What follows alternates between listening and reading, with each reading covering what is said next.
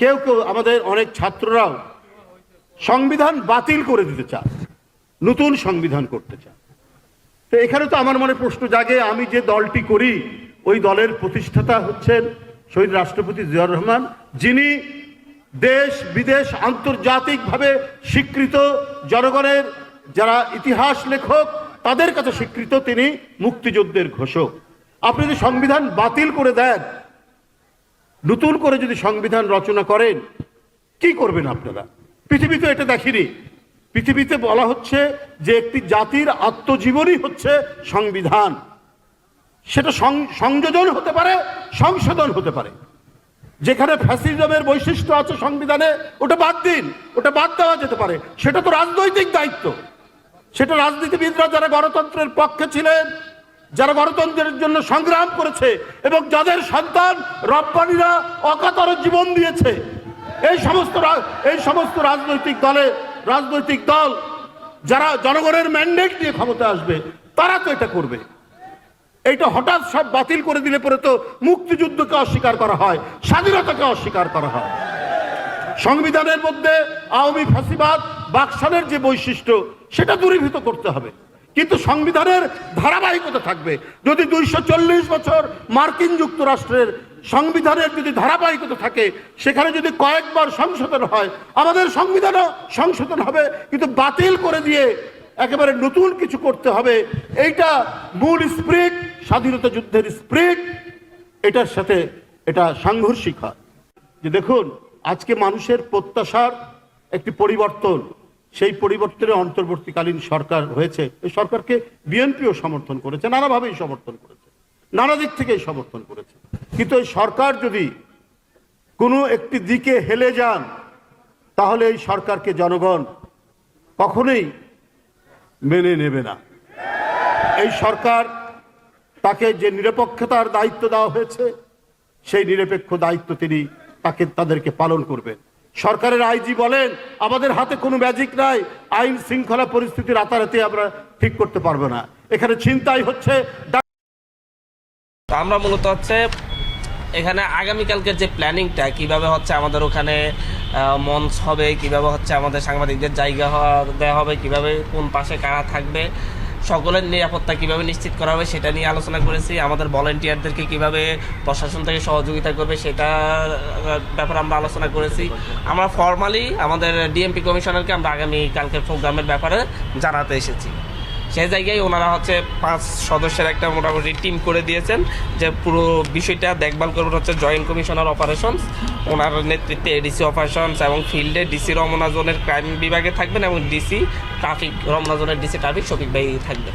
তো ওনারা মোটামুটি আমাদের গাড়িগুলো কোথায় থাকবে, যে বিভিন্ন জায়গা থেকে গাড়ি আসলে কোন জায়গায় থাকবে, মানুষজন কীভাবে আসবে, যাতে ঢাকা মহানগরের কোনো একটা প্রোগ্রাম কেন্দ্রিক ঢাকা মহানগরের মানুষের কষ্ট না হয়, মানুষের যাতায়াতে যাতে হচ্ছে সমস্যা না হয়, সেই দিক বিবেচনায় হচ্ছে একটা প্ল্যানিং আমরা এখানে তৈরি করেছি।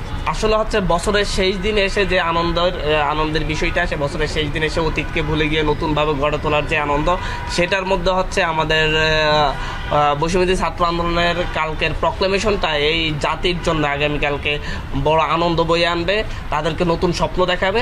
সেই জায়গায় হচ্ছে দুইটাকে আমরা একসাথে সম্মিলন করতে চাচ্ছি, যে নতুন বছরের আনন্দ এবং হচ্ছে প্রক্লেমেশন ঘোষণার আনন্দ, এই দুইটা একসাথে এই জাতি একসাথে এনজয় করবে, এই দেশের মানুষ একসাথে এটাকে অ্যাকসেপ্ট করবে এবং এটার জন্য সবাই অধীর আগ্রহী আছে।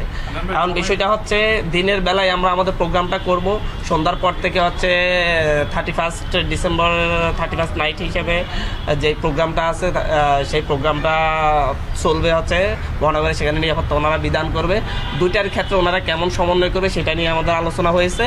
আমাদের প্রোগ্রাম কেন্দ্রিক ওনারা ওখানে 500 আইনশৃঙ্খলা বাহিনীর 500 সদস্যকে মোতায়েন করবেন এবং হচ্ছে পাশাপাশি এখান থেকে আমরা মোটামুটি বলেছি যে হচ্ছে 7টার মধ্যে আমরা চেষ্টা করবো যে হচ্ছে আমাদের ওই ফিল্ডটা খালি করে দেওয়ার জন্য, 5:30টার মধ্যে আমরা হচ্ছে আমাদের প্রোগ্রাম শেষ করবো। আর আপনাদের এমনিতে প্ল্যান, তারা সারা দেশ থেকে তো লোকজন আসবে, আপনাদের প্ল্যানগুলো মানে কি বলছেন, যে কত লোক আসবে, মানে কত, মানে কি বলছেন? দেখেন হচ্ছে মানুষ স্বতঃস্ফূর্তভাবে কত মানুষ আসবে আমরা সেটা নির্ধারণ করে বলতে পারছি না। মানুষ স্বতঃস্ফূর্তভাবে আসতেছে, কে কোথা থেকে কিভাবে আসবে কালকের মাঠেই দেখা যাবে। আমরা আশা করি এটা হচ্ছে 1.5 থেকে 2.5 লাখ মানুষ হতে পারে, যেভাবে আমরা সাড়া পাচ্ছি বিভিন্ন জায়গা থেকে আমাদের সাথে যোগাযোগ করা হচ্ছে।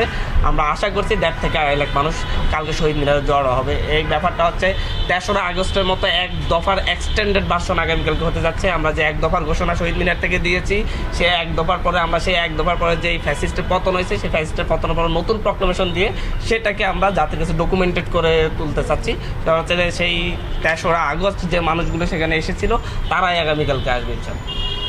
ঠিক আছে। কালকে কি কি মানে থাকবে আর কি ঘোষণাপত্র ছাড়া কোন বিষয়গুলোর উপর আসলে ফোকাস রাখবেন কালকে দিনের অ্যাক্টিভিটিসগুলো, আপনাদের পরিকল্পনা আসলে কি আছে? কালকের দিনটাকে কিভাবে সাজিয়েছেন?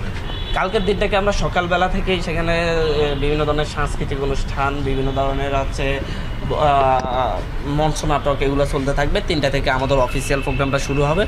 তো হচ্ছে সেই জায়গায় আমরা মূলত হচ্ছে আগামীকালকে বাংলাদেশের মানুষ নতুন স্বপ্ন দেখবে। আগামীকাল থেকে তারা 24-এর গণঅভ্যুত্থানের যে আকাঙ্ক্ষা, তারা হচ্ছে 24-এর গণঅভ্যুত্থানের সময় তারা যে জীবন বাজি রেখে লড়াই করেছে, তাদের সন্তানরা জীবন দিয়েছে, আহতরা তাদের হাত দিয়েছে, পা দিয়েছে, তাদের যে আকাঙ্ক্ষাটা, সেই আকাঙ্ক্ষাটা কালকে ডকুমেন্টেড আকারে জাতির সামনে উপস্থিত হবে। এবং এই ডকুমেন্টেশনটাই হচ্ছে আগামীর বাংলাদেশের যে সরকারি ক্ষমতায় আসুক তাদের জন্য দিক নির্দেশনা হয়ে থাকবে। তাদেরকে আমরা একটা সীমারেখা দিয়ে দিতে চাচ্ছি, যে সীমারেখাটা 24-এর গণঅভ্যুত্থানের মধ্য দিয়ে শহীদদের রক্তের বিনিময়ে, আহতদের তাদের অঙ্গের বিনিময়ে আমরা একটা সীমারেখা দিয়ে যাচ্ছে। এই সীমারেখার বাইরে যেন কেউ যেতে সাহস না করে, যেটা হচ্ছে 72-এর পর থেকে বাংলাদেশের স্বাধীন বাংলাদেশের 54 বছরের সকলেই সীমা অতিক্রম করেছে। আমরা মানুষের অধিকার হরণের সীমা যেন কেউ অতিক্রম করতে না পারে, সেটা ভবিষ্যতে যে সরকারি ক্ষমতায় আসুক তাদের জন্য 24-এর গণঅভ্যুত্থানের শক্তির পক্ষ থেকে একটি সীমারেখা আমরা টানতে চাচ্ছি। আপনার হচ্ছে রাজনৈতিক দলগুলো আমাদের বাইরের না, তারা এই দেশের জনগণ, এই দেশের মানুষ।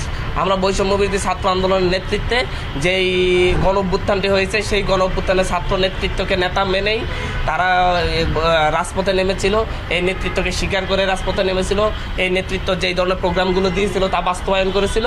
আমরা সেই জায়গা থেকে হচ্ছে আমরা মনে করি এই দেশের সাধারণ মানুষ হিসাবে আমরা সবাইকে গ্রহণ করতে চাচ্ছি। এদেশের সাধারণ মানুষ কী চাচ্ছে সেটাই হচ্ছে রাজনৈতিক দলগুলো চাই বলে আমরা মনে করি। এদেশের সাধারণ মানুষ চাচ্ছে হচ্ছে নতুন রাজনৈতিক বন্দোবস্ত হোক, নতুন বাংলাদেশ বিনিময় হোক, আগের মতো বস্তা পচা রাজনীতি যেন এই দেশে না চলে। সে বস্তা পচা রাজনীতির অবসান ঘটিয়ে আগামীর 1 জানুয়ারি থেকে নতুন রাজনীতির উদ্ভব হবে, এবং সেই রাজনীতিটা কিসের উপর ভিত্তি করে হবে সেটা আমরা কালকে ডকুমেন্ট আকারে উপস্থাপন করতে যাচ্ছি, প্রক্লেমেশন আকারে উপস্থাপন করতে যাচ্ছি। কমিশনার স্যারের সামনেই প্রক্টর স্যারের সাথে কথা বলেছি। আমরা বৈষম্যবিরোধী ছাত্র আন্দোলনের কোনো মানে হচ্ছে এখানে প্রোগ্রামে আসা কোনো গাড়ি ঢাকা বিশ্ববিদ্যালয়ের ভিতর ঢুকবে না। তবে যে সকল আহত ভাইদেরকে বহনকারী যে সকল গাড়ি, সেগুলো হচ্ছে জিমনি সিমিয়ে রাখার ব্যবস্থা করা হচ্ছে, এবং পাশাপাশি হচ্ছে শহীদ পরিবার যারা হচ্ছে বৃদ্ধ বাবা মা যারা আছে তাদের গাড়িগুলা ঢাকা বিশ্ববিদ্যালয়ের উপর তেমন কোনো চাপ না পড়ে যেন হচ্ছে রাস্তার এক ধারে রাখা যায়, সেটা হচ্ছে প্রশাসন এবং হচ্ছে প্রক্টোরিয়াল বডি মিলে সেই ব্যবস্থাটা করবে। এই ক্ষেত্রে আমরা সহযোগিতা করবো। আমরা এখানে বাইরের কোনো গাড়ি ঢুকতে দিব না, সেই যে শুধুমাত্র শহীদ এবং আহত পরিবারের যে গাড়িগুলো আসবে, শহীদ পরিবার এবং হচ্ছে আহতদের যে গাড়িগুলো আসবে, সেই গাড়িগুলো মূলত ঢাকা বিশ্ববিদ্যালয়ে রাখার জন্য আমরা অনুরোধ করেছি। প্রক্টর স্যার সেই ক্ষেত্রে মৌখিকভাবে অনুমতি দিয়েছে। বিশেষ করে 24-এর এই আন্দোলন যা 1 জুলাই থেকে শুরু হয়ে 30 জুলাই এসে শেষ হয়েছে, এই আন্দোলনে যারা বুক পেতে দিয়েছিল, বুক পেতে দিয়ে বলেছিল বুকের ভিতরে তুমুল ঝড়, বুক পেতেছি গুলি কর, বুক পেতে দাঁড়িয়েছিল খোলা অস্ত্রের মুখে, গুলির মুখে, সংকোচ করেনি জীবন দিতে। একজন মন্ত্রীকে এক পুলিশ অফিসার তখন বলেছিলেন, স্যার একটা মারি একটাই পড়ে, এরপরে 4 জন দাঁড়িয়ে যায়, 10 জন দাঁড়িয়ে যায়। এটা সেই দেশ। আলহামদুলিল্লাহ আমরা গর্বিত। আল্লাহ তাআলা আমাদের বুকে কুলে উদরে মায়েদের পেটে এই ধরনের বীরের জন্ম দিয়েছেন বাংলাদেশে, আলহামদুলিল্লাহ। আমরা আমাদের এই বীর সন্তানদের জন্য গর্বিত। আমাদের অন্তরে তাদের ভালোবাসার একটা বিছানা তৈরি হয়ে গিয়েছে। আমরা তাদেরকে শ্রদ্ধা করি। জাতিকে জালিম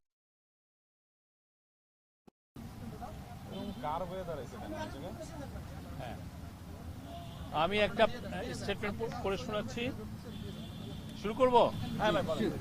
অন্তর্বর্তীকালীন সরকারের পক্ষ থেকে জাতীয় ঐক্যমতের ভিত্তিতে জুলাই গণ অভ্যুত্থানের একটি ঘোষণাপত্র তৈরির উদ্যোগ গ্রহণ করা হয়েছে।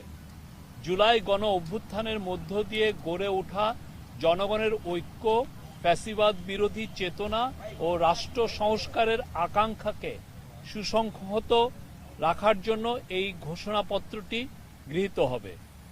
গণ অভ্যুত্থানে নেতৃত্ব দেওয়া বৈষম্য বিরোধী ছাত্র আন্দোলন সহ অংশগ্রহণকারী সকল শিক্ষার্থী, রাজনৈতিক দল ও পক্ষের মতামতের ভিত্তিতে ঘোষণাপত্রটি প্রস্তুত করা হবে।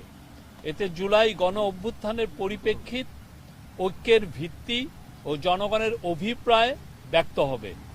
আমরা আশা করছি সকলের অংশগ্রহণের মাধ্যমে কিছুদিনের মধ্যে সর্বসম্মতিক্রমে এ ঘোষণাপত্র প্রস্তুত করা হবে এবং জাতির সামনে উপস্থাপন করা হবে। Thank you.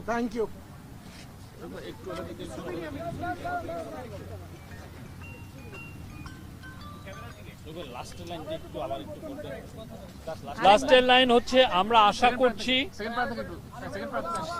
সেকেন্ড প্যারা থেকে, আচ্ছা, গণ অভ্যুত্থানে নেতৃত্ব দেওয়া বৈষম্য বিরোধী ছাত্র আন্দোলন সহ অংশগ্রহণকারী সকল শিক্ষা, রাজনৈতিক দল ও পক্ষের মতামতের ভিত্তিতে ঘোষণাপত্রটি প্রস্তুত করা হবে।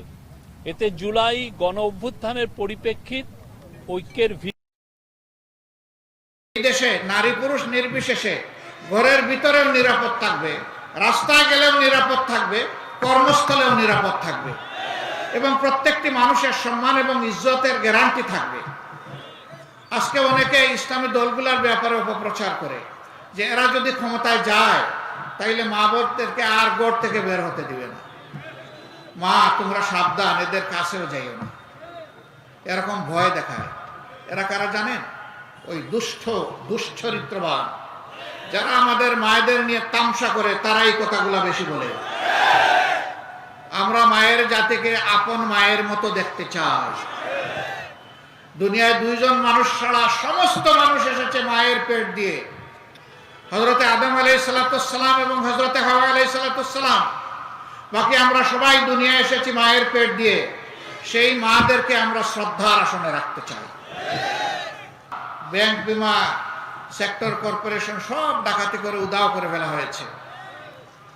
হ্যাঁ, আল্লাহ তাআলা চাইলে এই অস্থির উপরে একটা সৎ প্রশাসন যদি গড়ে উঠে, সরকার যদি গড়ে উঠে, তাইলে অস্থি যেটা পাওয়া গেছে, হাড্ডি যেটা পাওয়া গেছে, ওইটাকে ইনশাআল্লাহ তার অবয়ব দেওয়া যাবে, এটা সম্ভব। ব্যাংক ছিল ইসলামী ব্যাংক বাংলাদেশ লিমিটেড। সৌভাগ্যক্রমে এই ব্যাংকের 6টি বছর বোর্ড অফ ডিরেক্টরসে আমার বসার সুযোগ হয়েছে। আমি ব্যাংককে দেখেছি, তখন ব্যাংকের ছিল সোনালী যুগ। এরপরে এই ব্যাংকে ডাকাত পড়লো, বিগত সরকারের উস্কানিতে, ষড়যন্ত্রে ডাকাত পড়ে ব্যাংকটা ডাকাতি করে নিয়ে গেল, ছিনতাই করে নিয়ে গেল। আমরা হাহাকার করলাম, চিৎকার দিলাম যে এই ব্যাংক নির্দিষ্ট কোনো দলের নয়, গোষ্ঠীর নয়, মানুষের নয়, বাংলাদেশের মানুষের এই ব্যাংক, জনগণের এই ব্যাংক। কথা বলুন, কেউ কথা বললো না। ডাকাত একদিন ডাকাতি করে ব্যাংকটা ফুটলা করে ফেললো, একটা সুশব্দ নাই। এখন 5 তারিখের পরিবর্তনের পরে একদর অস্ত্র হাতে নিয়ে সেই ব্যাংক দখল করতে গেল। ব্যাংকের কর্মকর্তা কর্মচারীরা তারা জিজ্ঞেস করলো তোমরা কারা? বললো যে আমরা এখন ব্যাংকের দায়িত্ব নিতে চাই, তোমাদেরকে কে পাঠিয়েছে? তখন আর কোনো জবাব দেয় না। বোঝা গেল যে এরা ডাকাতের বেশে নতুন ডাকাত, আবার সেখানে গেছে ব্যাংক ডাকাতি করতে। তারা গুলি ছুড়লো, কয়েকজন লোক আহত হলো। শেষ পর্যন্ত ব্যাংকের সৎ এবং ব্যাংক প্রেমিক দায়িত্বশীল কর্মকর্তা কর্মচারীদের প্রতিনিধিদের মুখে তারা পালিয়ে যেতে বাধ্য হয়েছে। এখন কেউ কেউ বলেন এই ব্যাংক অমুক দল তমুক দল দখল করেছে। ব্যাংক দখল করা হয়নি, ব্যাংক তার মায়ের কুলে ফিরে আসবে ইনশাআল্লাহ। এই ব্যাংককে কুলে নিয়ে যারা বড় করেছিল, বাংলাদেশে আর কোন স্বৈরাচারকে ক্ষমতা দখল করে থাকতে দেব না।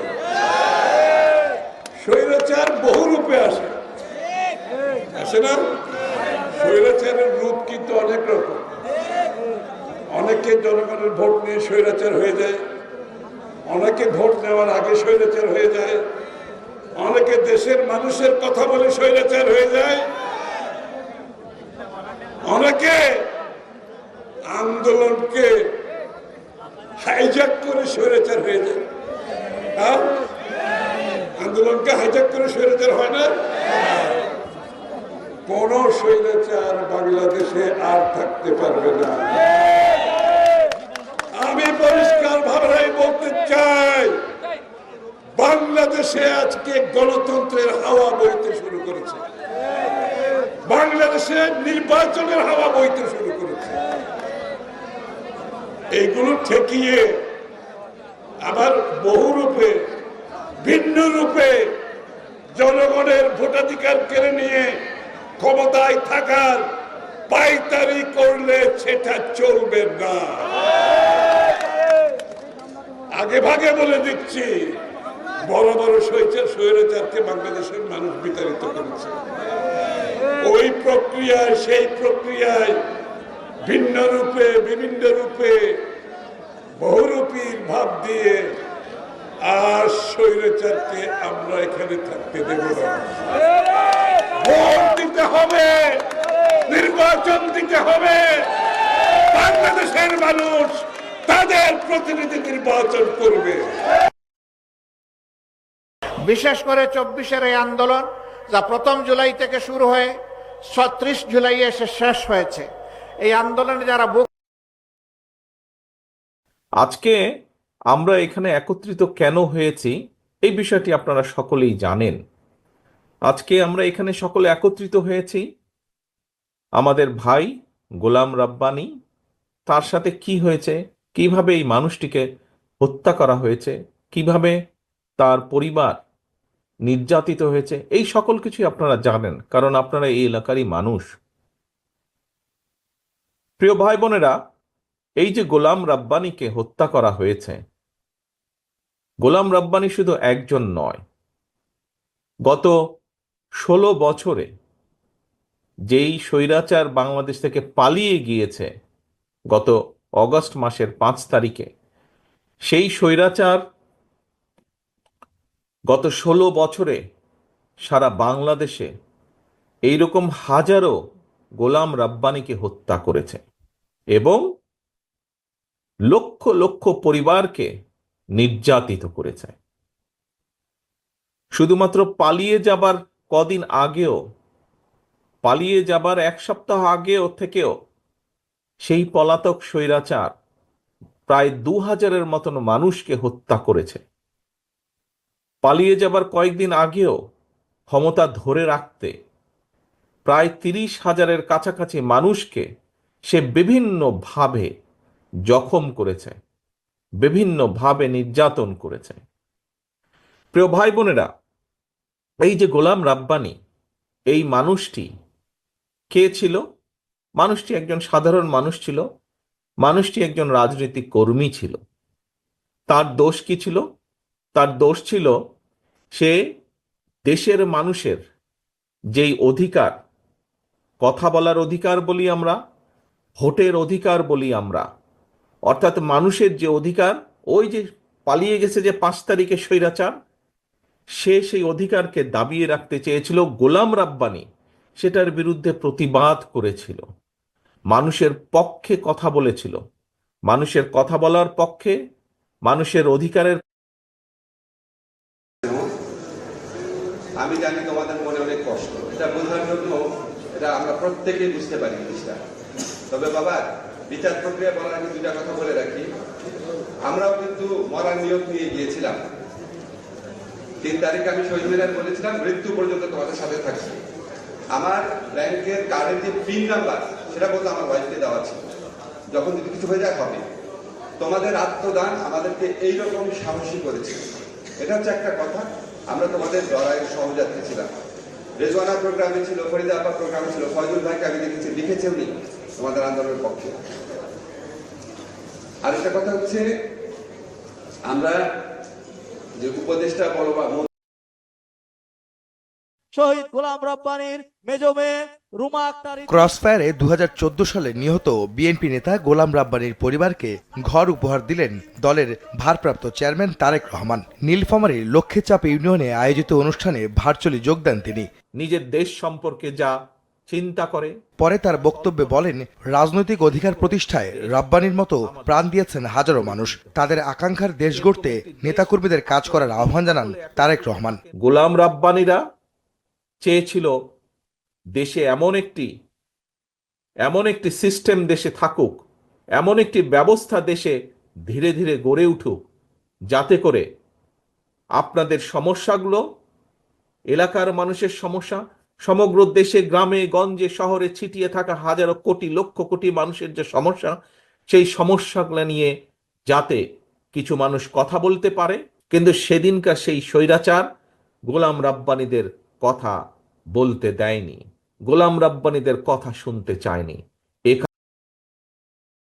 বছরের শেষ দিনে এসে যে আনন্দের বিষয়টা আসে, বছরের শেষ দিনে এসে অতীতকে ভুলে গিয়ে নতুনভাবে গড়ে তোলার যে আনন্দ, সেটার মধ্যে হচ্ছে আমাদের বৈষম্যবিরোধী ছাত্র আন্দোলনের কালকের প্রক্লেমেশনটা এই জাতির জন্য আগামীকালকে বড় আনন্দ বয়ে আনবে, তাদেরকে নতুন স্বপ্ন দেখাবে। সেই জায়গায় হচ্ছে দুইটাকে আমরা একসাথে সম্মিলন করতে চাচ্ছি, যে নতুন বছরের আনন্দ এবং হচ্ছে প্রক্লেমেশন ঘোষণার আনন্দ, এই দুইটা একসাথে এই জাতি একসাথে এনজয় করবে, এই দেশের মানুষ একসাথে এটাকে অ্যাকসেপ্ট করবে। এবং গত 25শে ডিসেম্বর গভীর রাতে ভয়াবহ অগ্নিকাণ্ডে ব্যাপকভাবে ক্ষতিগ্রস্ত হয় সচিবালয়ের 7 নম্বর ভবন। পুড়ে যায় ভবনটির 6ষ্ঠ থেকে 9ম তলায় থাকা 5টি মন্ত্রণালয়ের কম্পিউটার, আসবাবপত্র সহ গুরুত্বপূর্ণ নথি।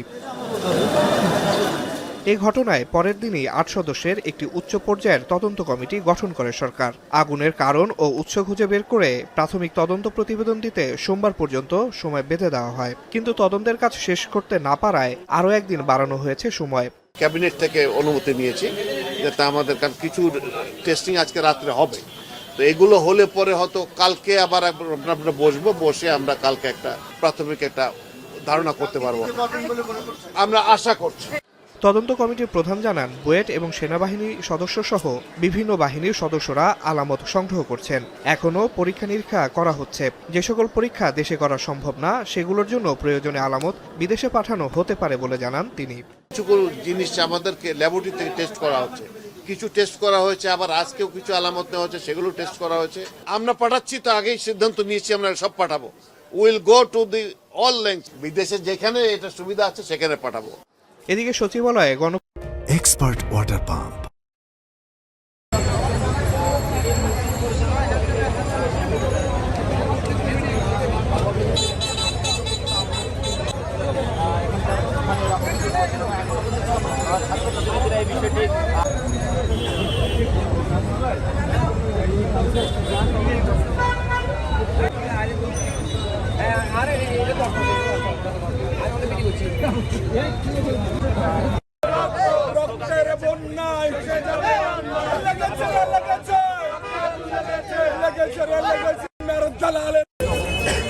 আচ্ছা, তারা সেট করছে, এটা তো আলাদা।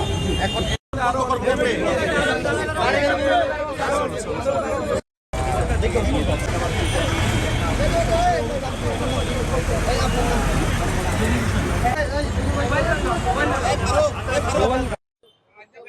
আমরা প্রায় 1.5 ঘন্টা এটা দেখতে পেরেছি। আমরা ইতিমধ্যে এখানে এসে যেটা দেখতে পেলাম, এখানে আসসালামু আলাইকুম, ধন্যবাদ ভাই আপনাকে। আমরা প্রায় 1.5 ঘন্টা ধরে দেখতে পাচ্ছি যে বড় মসজিদের দেওয়ালে লেখা আছে এখানে আপনার আওয়ামী লীগ আবার ফিরবে জয় বাংলা। আমরা প্রায় 1.5 ঘন্টা এটা দেখতে পেরেছি। আমরা ইতিমধ্যে এখানে এসে যেটা দেখতে পেলাম, এখানে মসজিদ কমিটির কেউ নেই।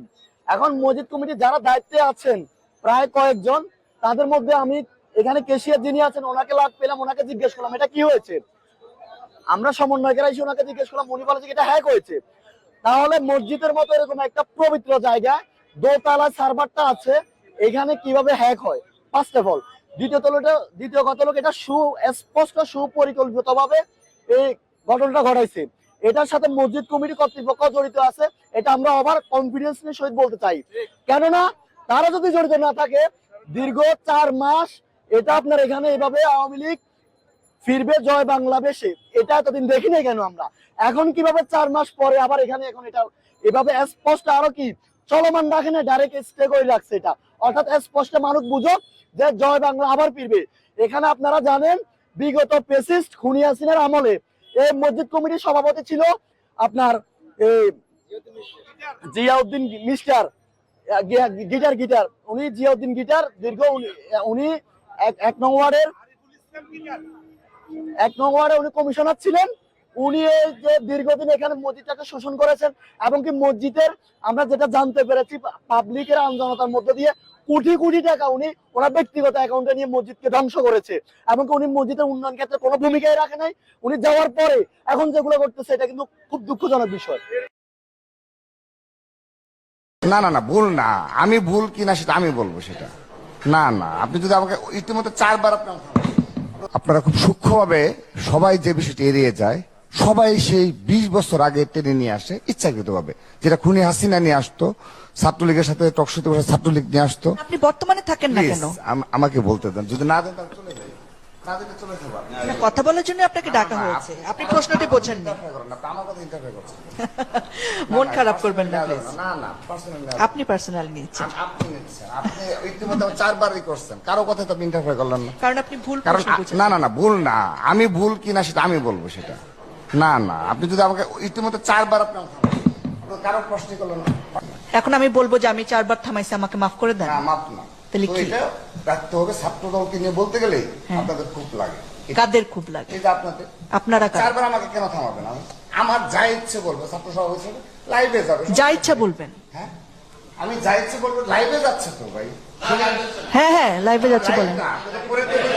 আমি দেখতে প্লিজ। না না, ওনাকে বলতে দেন। আমি যদি বাজে কথা বলি সেটা আমার প্রবলেম হবে ভাই, তার তো প্রবলেম না, আমার প্রবলেম। আমি যদি নেগেটিভ কথা বলি সেটা আমার হ্যালো, এটা দর্শকরা বলবে যে কি কথা বলে।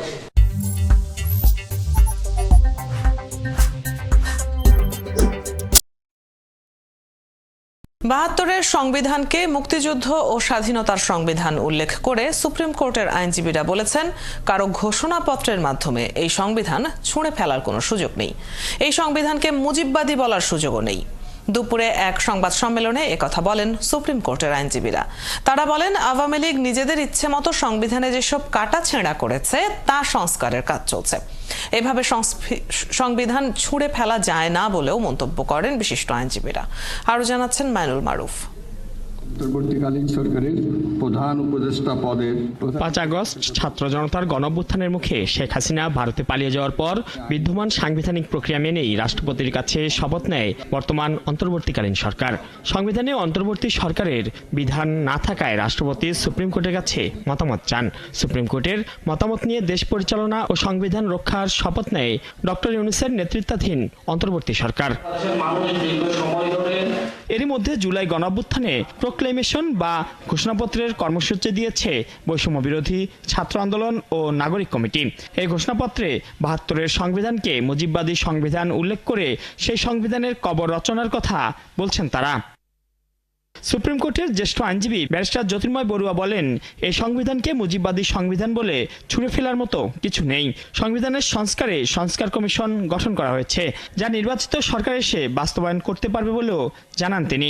পুরো সংবিধানকে বাদ দেওয়ার মতো কিছু নেই। যেগুলো আমাদের মীমাংসিত যে সমস্ত বিষয়গুলো আছে সেগুলো সংবিধানের মধ্যে অলরেডি সন্নিবেশিত আছে, সেখানে নতুন করে হাত দেওয়ার কোনো প্রয়োজনীয়তা নেই। যে সমস্ত স্বীকৃতিগুলো বরঞ্চ দেওয়া হয়নি সেই স্বীকৃতিগুলোকে দিয়ে সংশোধনী আনলে আসলে চলে।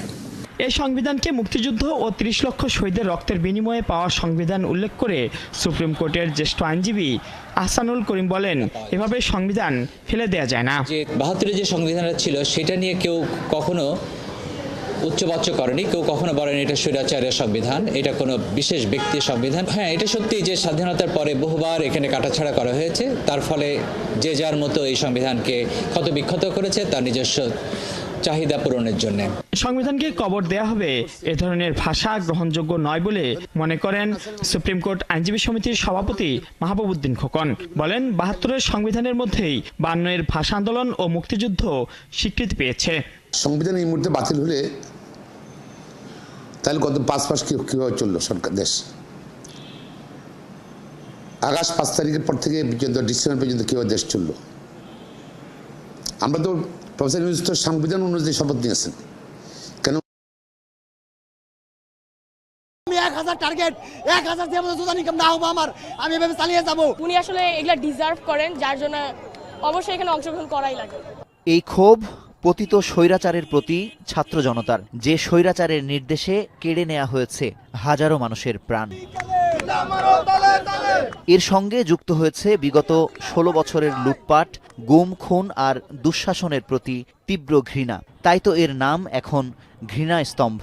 সেই ঘৃণা স্তম্ভে মনের সকল ক্ষোভ একত্রিত করে জুতা নিক্ষেপ করছেন সাধারণ শিক্ষার্থীরা। মানুষের ভোটাধিকার ক্ষুণ্ণ করা থেকে গুম, খুন, ধর্ষণ, যত রকমের অপকর্ম, চাঁদাবাজি, লুটপাট সবই হয়েছে এই আওয়ামী ফ্যাসিবাদী আমলে।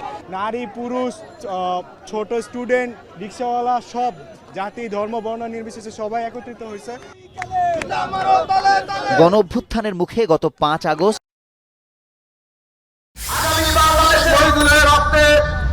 সোমবার সকাল থেকে নীলফামারীর রামগঞ্জমুখী বিএনপি নেতাকর্মীদের ভিড়। নীলফামারী, পঞ্চগড় ও দিনাজপুর জেলার নেতাকর্মীরা সমবেত হন এক স্থানে। উদ্দেশ্য গণ অভ্যুত্থানে 3 জেলার শহীদ পরিবারকে আর্থিক সহায়তা দেয়া। আমরা বিএনপি পরিবার আয়োজিত এই অনুষ্ঠানে শহীদ পরিবারকে আর্থিক সহায়তার পাশাপাশি র্যাবের ক্রসফায়ারে নিহত বিএনপি নেতা গোলাম রাব্বানীর পরিবারকে নতুন বাড়ি উপহার দেয়া হয়। অনুষ্ঠানে বিএনপি সিনিয়র যুগ্ম মহাসচিব রুহুল কবির রিজভী বলেন, সংবিধান বাতিল নয়,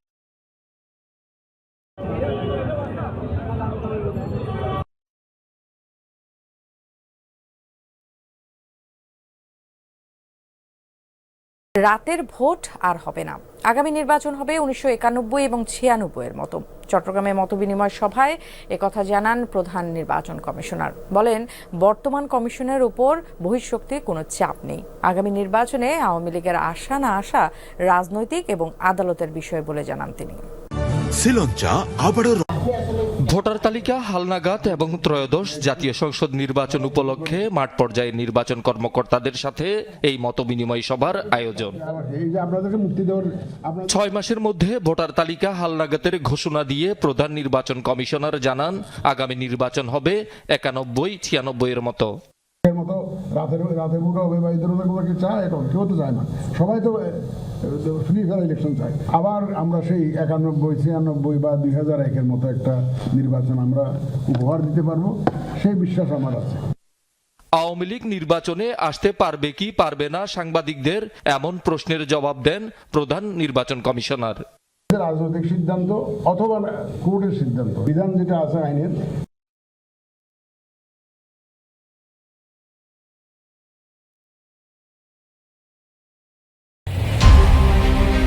ঢাকায় একই দিন কর্মসূচি পালন করতে যাচ্ছে বাংলাদেশ ইসলামী ছাত্র শিবির ও বৈষম্য বিরোধী ছাত্র আন্দোলন। 31 ডিসেম্বর একই দিনে এই কর্মসূচি পালন করা হলেও আলাদা আলাদা সময় ও স্থানে পালিত হবে। তবে 31 ডিসেম্বরকে সামনে রেখে বিভিন্ন স্লোগান লিখে সামাজিক যোগাযোগ মাধ্যম ফেসবুকে আলোচনা সৃষ্টি করেছেন বৈষম্য বিরোধী ছাত্র আন্দোলন ও জাতীয় নাগরিক কমিটির সদস্যরা। উপদেষ্টা আসিফ মাহমুদ তার ব্যক্তিগত ফেসবুক থেকে লিখেছেন, কমরেডস নাও অর নেভার।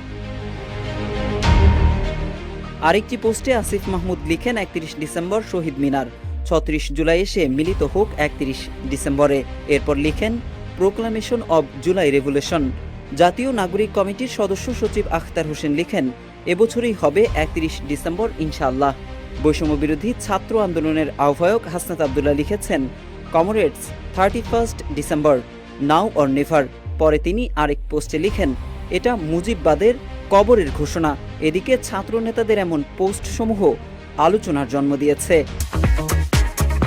ছাত্র শিবিরের কর্মসূচি এবং একই দিনকে কেন্দ্র করে ছাত্র নেতাদের ইঙ্গিতপূর্ণ পোস্ট, প্রশ্ন তৈরি হচ্ছে, কি হচ্ছে 31 ডিসেম্বর। ছাত্র জনতার অভ্যুত্থানের পর থেকে প্রকাশ্য সাংগঠনিক কাজ শুরু করেছে ইসলামী ছাত্র শিবির।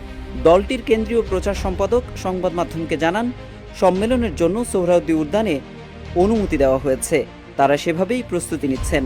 জানা গেছে, কেন্দ্রীয় সম্মেলন করবে ছাত্র শিবির। কর্মসূচি সফল করার মাধ্যমে রাজনৈতিক দলগুলোকে বড় বার্তা দিতে যাচ্ছে সংগঠনটি।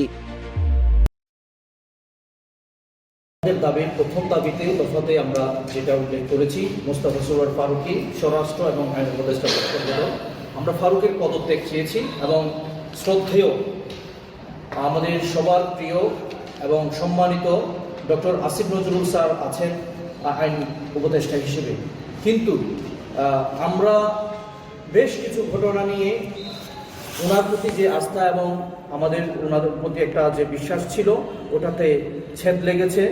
কেননা আমরা যে মুজিববাদকে, মুজিব পূজাকে বাংলাদেশ থেকে এই মুজিব পূজার যে ফেসিবাদ এটাকে উৎপাটন করতে চাই। আমরা দেখতে পেয়েছি আমাদের এই শ্রদ্ধেয় ডক্টর আসিফ নজরুল স্যার বিগত বিভিন্ন সময়ে উনি মুজিব অনুসারে অথবা মুজিববাদের সাথে সংশ্লিষ্ট ছিলেন। এটা আমরা স্পষ্টভাবে বলে দিতে চাই, ডক্টর আসিফ নজরুল স্যার আমাদের সম্মানের জায়গায় আছেন এবং থাকবেন, কিন্তু আইন উপদেষ্টা হিসেবে আসলে বেশ কিছু প্রশ্নের জায়গা তৈরি করে দিয়েছে।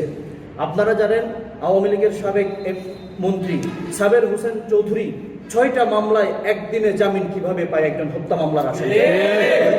এটা নিয়ে খুব বড় একটা প্রশ্নের জায়গা তৈরি হয়েছে, এটার উনি সদুত্তর এখনো দিতে পারেননি।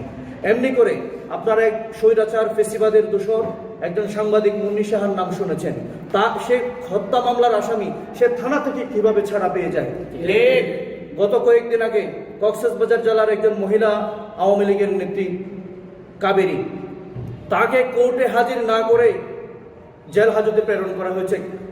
একটা আসামিকে অবশ্যই কোর্টে প্রেরণ করতে হবে, কোর্টে হাজির করতে হবে, তারপর হচ্ছে সে কোথায় যাবে, জামিনে যাবে না জেল হাজতে যাবে সেটা সিদ্ধান্ত হবে।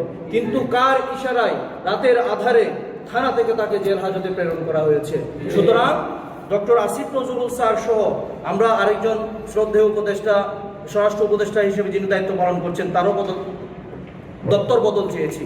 আমরা ওনাদেরকে সম্মান করি, সম্মানের সহিত ওনারা এমন কাউকে ওখানে বসাক যারা আসলেই তাদের স্পৃহা নিয়ে 24-এর স্পিরিটকে ধারণ করে স্বরাষ্ট্র দপ্তরকে পরিচালনা করবেন। আমরা এখনো পর্যন্ত দেখতে পাচ্ছি সন্ত্রাসী যারা আন্দোলনে গুলি করেছিল, বাধা দিয়েছিল আওয়ামী লীগের সন্ত্রাসীরা এখনো দর্প করে ঘুরে বেড়াচ্ছে। স্বরাষ্ট্রমন্ত্রী, এর দ্বারা বোঝা যায় আপনি তাদেরকে মোকাবেলা করতে ব্যর্থ হয়েছেন। আমরা চাই যিনি এই স্পিরিটকে ধারণ করবেন এবং সন্ত্রাসীদেরকে মোকাবেলা করে বাংলাদেশে একটা সুষ্ঠু, সুন্দর, সুশৃঙ্খল আইন শৃঙ্খলার পরিস্থিতি যিনি নিয়ে আসতে পারবেন, আমরা তাকেই চাই। আচ্ছা, আপনাদের যে 7 দফার দাবি, পিডব্লিউডির লোকেরা কাজ করছে, পুলিশের লোকেরা কাজ করছে, আইসিটির লোকেরা কাজ করছে, 5টা টিমের থেকে বিভিন্ন রকম আলামত সংগ্রহ করে এগুলো আমরা ডিসকাশন করে কোরিলেট করে এগুলোর একটা কনক্লুশনে আসার চেষ্টা করছি যে প্রাথমিকভাবে কি বলা যায়। কিন্তু সেটা করতে গিয়েও দেখা যাচ্ছে কিছু জিনিস আমাদেরকে ল্যাবরেটরি থেকে টেস্ট করা হচ্ছে, কিছু টেস্ট করা হয়েছে, আবার আজকেও কিছু আলামত নেওয়া হচ্ছে, সেগুলো টেস্ট করা হয়েছে। তো সেই জন্য আমাদের প্রাথমিকভাবে 30 তারিখ পর্যন্ত টাইম দেওয়া হয়েছিল আজকে। তো আমরা একটু আগে অনুমতি নিয়েছি আমি প্রধান উপদেষ্টার কার্যালয় থেকে, যে যাতে আমরা টাইমটা একটু বাড়িয়ে দেওয়া হয় আমাদের। ইনফ্যাক্ট প্রধান উপদেষ্টা না, আমি ক্যাবিনেট থেকে অনুমতি নিয়েছি যাতে আমাদের, কারণ কিছু টেস্টিং আজকে রাত্রে হবে। তো এগুলো হলে পরে হয়তো কালকে আবার আমরা বসে আমরা কালকে একটা প্রাথমিক একটা ধারণা করতে পারবো। আমরা আশা করছি ইনশাল্লাহ। প্রাথমিক প্রতিবেদন, আর কিছু জিনিস আছে যেগুলো ক্যাপাসিটি আসলে আমাদের দেশের নাই এখন পর্যন্ত, সেগুলো আগুন সংক্রান্ত যত ম্যাটেরিয়াল আছে সবগুলো। কেমন আগামীকাল প্রাথমিক প্রতিবেদন দিতে পারবেন আশা করছি ইনশাল্লাহ আমরা দিতে। এটা হয়তো বিকেল 5টা পর্যন্ত আমি টাইম নিয়েছি, তারপরে দেখা যাক এর আগে যদি আমি পারি তো করবো, কারণ আমাদের তো অনেকগুলো টিম কাজ করতেছে, এটা কোঅর্ডিনেট করার সবার টাইমিং না, আর আমাকে আবার আমার রেগুলার কাজটা আপনারা বুঝেন এটাও করতে হচ্ছে। একটা প্রশ্ন একটু কাইন্ডলি করি, প্রাথমিকভাবে তো আজকে পর্যন্ত করলেন, আপনাদের কাছে কি মনে হচ্ছে? না, এই কমেন্টগুলো এখন করতে যাব না, এটা করতে গেলে হ্যাঁ একটা ভুল। পরীক্ষার সুযোগ নাই, আমরা পাঠাচ্ছি, তো আগেই সিদ্ধান্ত নিয়েছি আমরা সব পাঠাবো। Will go to the all lengths, কারণ ওই জন্যই ওইটা বিদেশে যেখানে এটা সুবিধা আছে সেখানে পাঠাবো। ধন্যবাদ।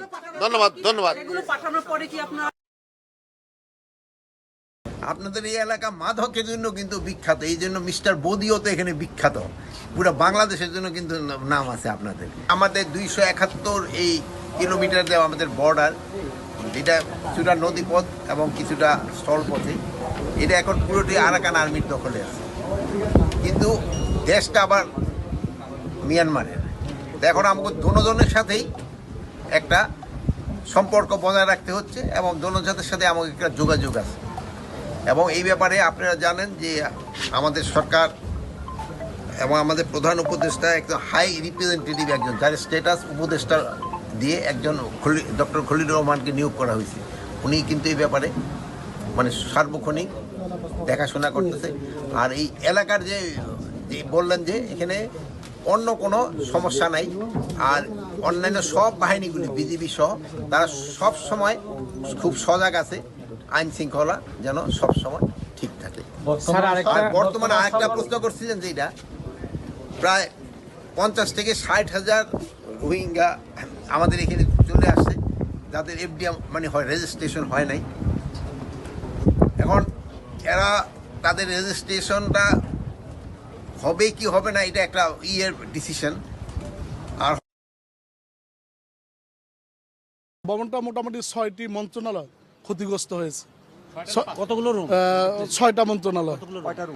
প্রতি ফ্লোরে মোটামুটি 40-50টা করে, কোনো ফ্লোরে 50টা, কোনো ফ্লোরে 45টা, মানে একেবারে তো সঠিক নয় যে কয়টা মানে রুম, তো মোটামুটি 40-50টা করে এবারে যে রুম আছে ছোট বড় মিলে 4টা ফ্লোর ক্ষতিগ্রস্ত হয়েছে, কোথাও একদম পরিপূর্ণ, কোথাও আংশিক মিলে ক্ষতিগ্রস্ত হয়েছে।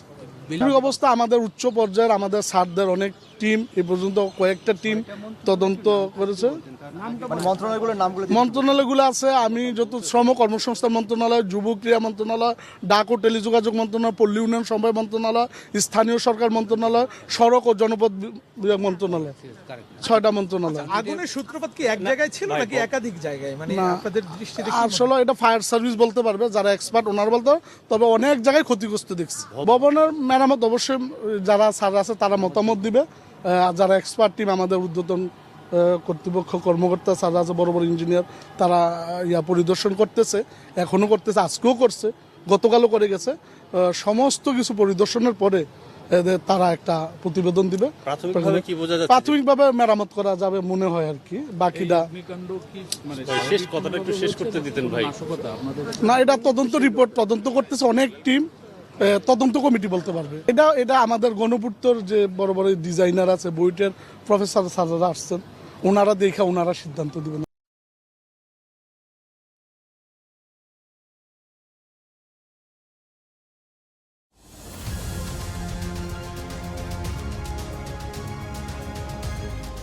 প্রতিদিনই নাফ নদীর ওপার থেকে ভেসে আসছে অনবরত গুলি, মর্টার শেল বিস্ফোরণের শব্দ।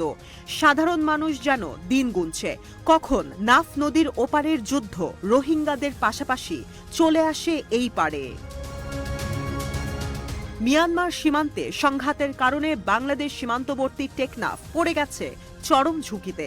মিয়ানমারের পশ্চিমাঞ্চলের রাখাইন রাজ্যের পুরোটাই দখলে চলে যাচ্ছে বিদ্রোহী গোষ্ঠী আরাকান আর্মির হাতে। আর অন্যদিকে এত সহজে হার মানবে না জান্তা সরকার, নিচ্ছে চূড়ান্ত প্রস্তুতি। তাই বাংলাদেশ মিয়ানমার সীমান্তের সংঘাত এখন চরমে। এরই মধ্যে বিভিন্ন গণমাধ্যম দিচ্ছে চাঞ্চল্যকর তথ্য। সংঘাতের মধ্যেই গেল 24শে ডিসেম্বর দেশটির ৭৭তম নৌবাহিনী দিবসে বৃহত্তম রণতরী কিং থালুন মোতায়েন করেছে ইয়াঙ্গুন। ইয়াঙ্গুন নদীর কাছে বন্দর শহর থানলিনে নতুন FF-135 মডেলের ফ্রিগেট মোতায়েন করেছে জান্তা সরকার। এখন পর্যন্ত দেশের অভ্যন্তরে তৈরি এটি সবচেয়ে বড় রণতরী। থানলিনে নৌ সদর দপ্তরে এই রণতরী উদ্বোধন করা হয়। সেখানে ছিলেন মিয়ানমারের সেনাপ্রধান মিন অং হ্লাই। এই সময় 63 মিটারের 2টি সাবমেরিন ধ্বংস করার জাহাজও মোতায়েন করা হয়।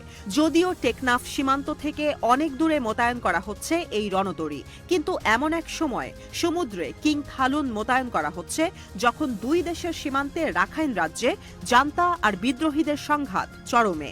নতুন এই রণতরীকে মিয়ানমারের নৌবাহিনী সমুদ্র সীমার নিরাপত্তার প্রতীক হিসেবে উল্লেখ করেছে। সচিবালয়ে আগুনের ঘটনায় আজ তদন্ত কমিটির প্রাথমিক প্রতিবেদন জমা দেওয়ার কথা রয়েছে। এদিকে প্রধান উপদেষ্টার প্রেস উইং আশ্বস্ত করলেও দুপুর পর্যন্ত গণমাধ্যম কর্মীদের সচিবালয়ে ঢোকার অনুমতি দেওয়া হয়নি। আগুন লাগার পর থেকেই সচিবালয়ের প্রধান দুটি ফটক সহ সবখানে নিরাপত্তা জোরদার করেছে আইন শৃঙ্খলা রক্ষা বাহিনী। বুধবারের পর থেকে দর্শনার্থীদের কাউকেই প্রবেশ করতে দেওয়া হচ্ছে না। গেল বুধবার গভীর রাতে সচিবালয়ের 7 নম্বর ভবনে আগুনে পড়েছে 5টি মন্ত্রণালয়ের নথি, কম্পিউটার, আসবাবপত্র।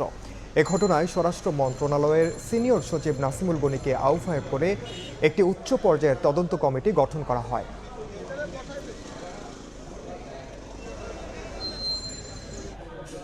আরও খবর জানাতে এই মুহূর্তে সচিবালয়ে আছেন সহকর্মী প্রসূন আশিস, সরাসরি যাচ্ছে তার কাছে। প্রসূন, দেখুন, সচিবালয়ে গত বুধবার গভীর রাতে আগুন লাগার পর থেকে কিন্তু এই সচিবালয়ের অভ্যন্তরে কিন্তু যারা দর্শনার্থী তাদের প্রবেশে নিয়ন্ত্রণ ছিল, অর্থাৎ কাউকেই প্রবেশ করতে দেওয়া হয়নি। স্বরাষ্ট্র মন্ত্রণালয়ের আদেশে গণমাধ্যম কর্মীদেরও সেই থেকে এখনো পর্যন্ত প্রবেশ করতে দেওয়া হয়নি। আজ কিছুক্ষণ আগেই এই 5 দিন পরে গণমাধ্যম কর্মীদেরকে সচিবালয়ের অভ্যন্তরে প্রবেশ করার অনুমতি দিয়েছে। আমরা এখন সচিবালয়ের অভ্যন্তরেই রয়েছি, অর্থাৎ এতদিন সচিবালয়ের বাইরে থেকে, রাস্তার ওপার থেকে, দূর থেকে এই আগুন লাগার যে ভয়াবহ দৃশ্যটা আমরা দেখতে পেয়েছি এবং দেখানোর চেষ্টা করেছিলাম। আজ ভিতরে প্রবেশ করে আসলে সেই চিত্রটা আরো সহজেই অনুমান করা যায়। আমরা পুরোপুরি ভবনটির দিকে তাকিয়ে ঠিক আরেকটি পাশ থেকে দেখতে পেয়ে পরিষ্কারই বুঝতে পারছি যে কতটা ভয়াবহ ছিল আগুন। এখনো একেবারেই দীর্ঘ একটি ভবনের এক প্রান্ত থেকে আরেক প্রান্ত পর্যন্ত, 6ষ্ঠ তলা থেকে 9ম